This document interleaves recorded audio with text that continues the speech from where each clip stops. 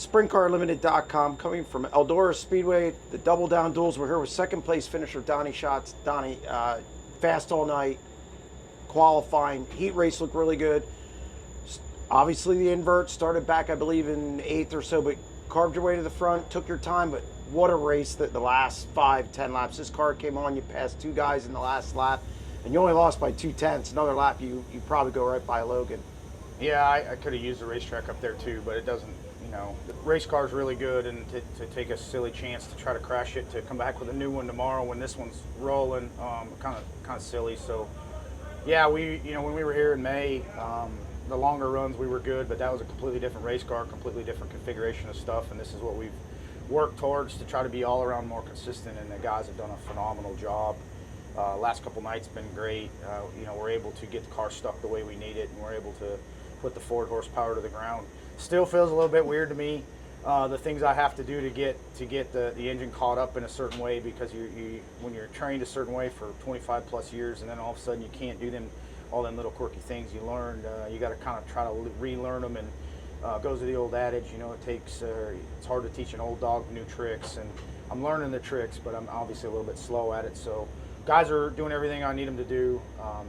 They're just hitting on all cylinders, and everybody's got everything in line. We're looking forward to 40 laps, really. I think, that's obviously when the money's on the line, we're going to be longer races, and the guy's not going to be able to abuse his tires, and that's the best part, is the tires are looking great the way we're racing, and don't have to abuse. I don't have to drive it completely past the point of the edge and back. So that's how I like to race. That's how I've been able to get where I'm at, and we're kind of getting back to that point. You've looked better, obviously, this year, like you said. Was there a point this year where you turned the corner? I know you looked really good at Wilmot, to the point where you were kicking the crap out of them there. Was there a point, though, when you kind of turned the corner where you really felt good? We've thought a couple of times we were onto some stuff, but no, I don't know that there's really been a turning point. I think you take some of these races that we qualified not so well and we're able to race forward. I think a lot of it's about being able to race. You're going to have nights where I make a mistake or I don't do something. I'm starting 18 or 16. You have to get forward if you're going to race for a championship. So, I don't really. The last week has been consistency. We can win second.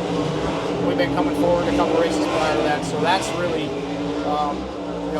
We're in the hunt to be able to race for a championship, and that's what we really want to be. And we've only won 3 races, and the car leading it's won 10. So really, it's a blessing that we're in that position. And now, if we can start to capitalize on wins and start to get ourselves going, then we're going to be there at the end hunting for it.